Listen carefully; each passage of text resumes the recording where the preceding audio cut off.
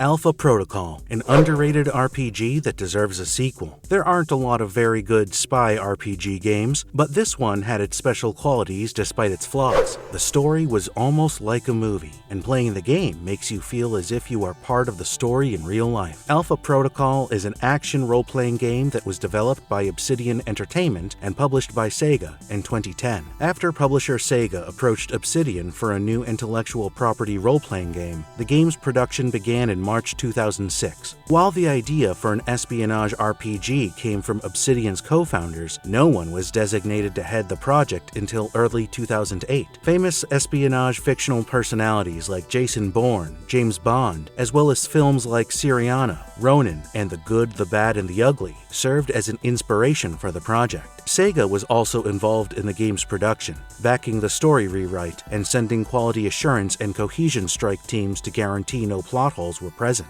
Despite its many wonderful ideas, the game suffers from the kind of development troubles that plagued the studio for so long. You could say this game is peak Obsidian, or at least peak Obsidian before Pillars of Eternity took the audio in a new direction. Multiple delays and a lack of a project director or lead designer plagued the early stages of production, and due to disagreements between Sega and Obsidian, time-consuming and expensive scenes were cut. All of this is evident in the final product. And yet, it still retains elements that made it memorable. Even though the execution is so obviously lacking in this undertaking, the ideas shine through. I'm here to fix the computers. We don't have a problem with the computer. If we talk about the setting first, then remember that this is the best thing about the game. An RPG about espionage. Alpha Protocol puts you in the position of a Bourne-style rogue agent trying to foil a global conspiracy. This is an ideal ground for an RPG adventure, as it lends itself to complicated roles with several paths to go. There's suspense and drama, as well as a cast of characters with secret motives. One of the most enjoyable aspects of the game is navigating these connections. The player takes control of Agent Michael Thornton, a fresh recruit at Alpha Protocol, a secretive U.S. government agency with unlimited resources to perform covert operations on the government's behalf. Thornton transforms into a renegade agent tasked with uncovering a worldwide conspiracy in order to prevent a war. Throughout the game, players must take several decisions that have an impact on the story. Players can use weapons, gadgets, martial arts, and stealth to combat foes in this third-person shooter. The game has a lot of customization options, including a conventional posture system that lets players choose between 3 various tones when speaking: professional, suave, or aggressive. It is all too common for such tones to appear boring, smarmy, or unnecessary psychotic.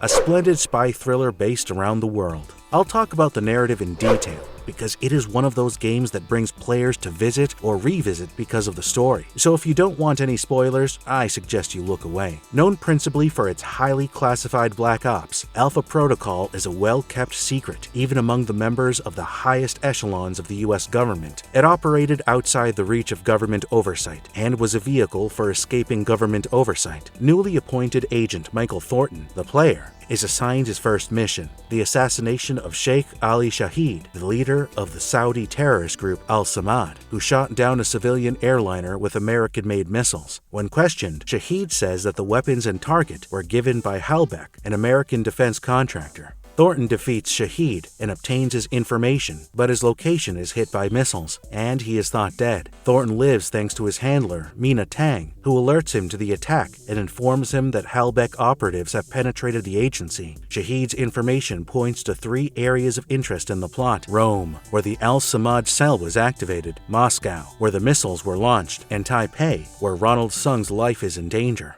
Sung, the president of Taiwan. Someone's been ordered to assassinate him.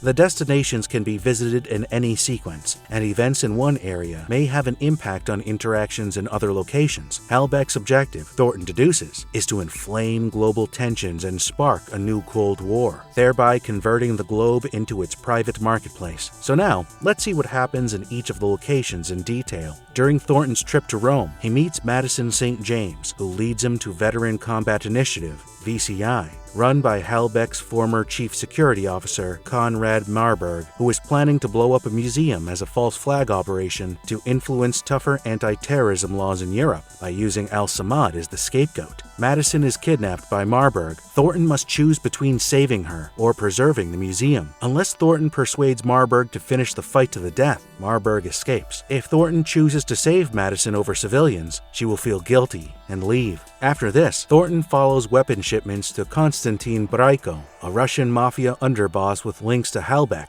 in Moscow. Thornton may face SIE, a German VCI-affiliated mercenary, and Sis, a mute in the service of Albatross, the commander of the G-22 paramilitary group, throughout his inquiry. Thornton infiltrates the American embassy with the help of G-22, or the VCI, in order to contact Russian mafia chief Sergei Surkov.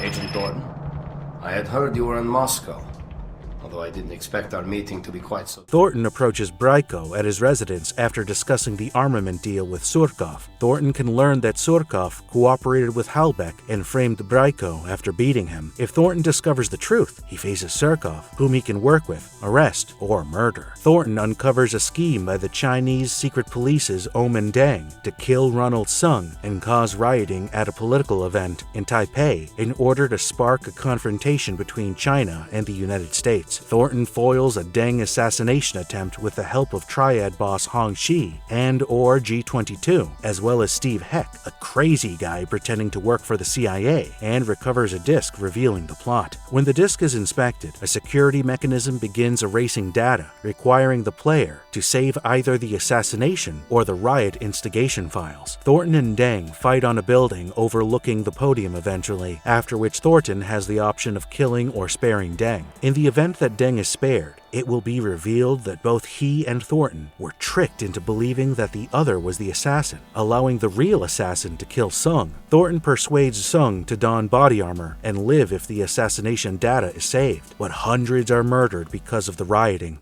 How'd it go? Oh, could have been better. You didn't listen?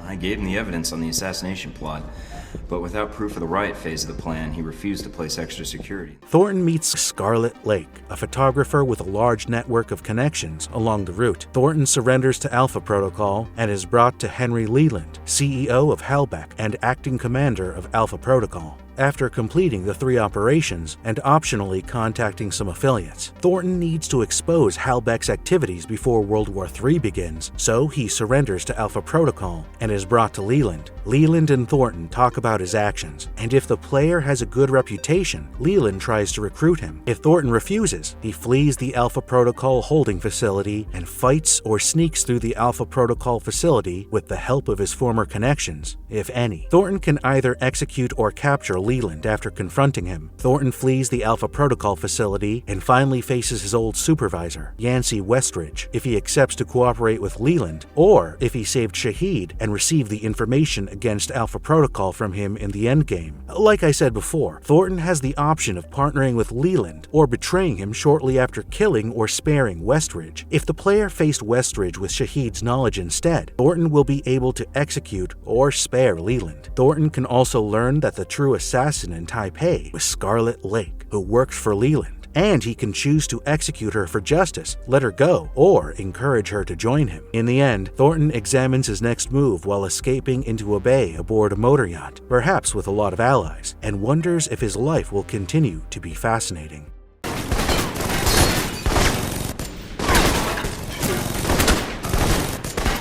The gaming style. Talking about the gameplay of Alpha Protocol, well, it is a third-person action RPG. Players may pick Thornton's agent background at the start of the game, with options such as Soldiers, which concentrates on heavy weaponry, Tech Specialist, which has an assortment of devices to utilize, and Field Agents, which favor stealth. Players can also create their own class using the Freelancer, Recruit, and Veteran options. Thornton's appearance may be customized, including his eye color, hair, outfits, and accessories such as caps and spectacles. vehicles. Missions usually begin at a safe house, which acts as a central meeting point for the participants. Players can choose tasks, acquire weapons and intelligence on the black market, and utilize the weapons locker in the hub. The inclusion of a sight to increase shooting accuracy and the use of phosphorus ammo to burn foes are just a few of the possibilities available. You can approach the objectives in a number of methods, including immediately confronting foes with machine guns, pistols, assault rifles, and shotguns, as well as deploying gadgets like grenades, flashbangs, and mines. During missions, you may even purchase armor that increases Thornton's endurance.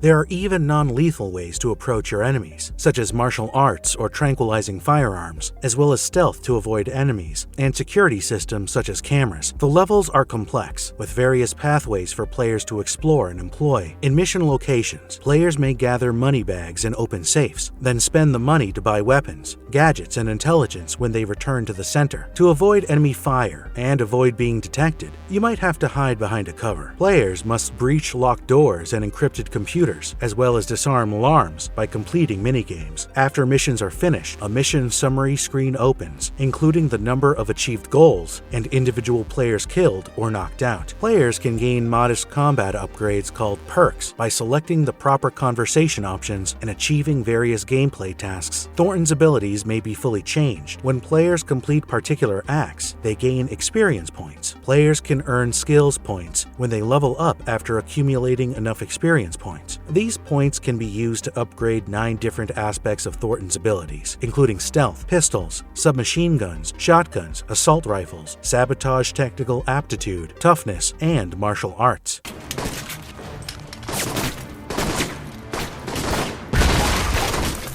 Spending points on these elements unlocks new talents that Thornton can use to improve his fighting effectiveness. Chain Shot, for example, slows the passage of time and allows players to kill foes in quick succession. Players can specialize in 3 skills, raising the level cap even higher. There are a lot of non-playable characters, NPCs, to engage within the game. Real-time conversations provide the player with a limited amount of time to reply to important decision points. When chatting with an NPC, the game's conversation system allows the player to pick one of 3 dispositions or stances. The user can pick between 3 major alternatives in dialogue sequences as mentioned before: suave, professional, and aggressive. So, naturally, players can also make a choice of significant decisions that affect the plot of the game, including the destiny of various in-game characters. These choices alter the game's reality and lead to one of 32 possible endings. They're flat, I bet.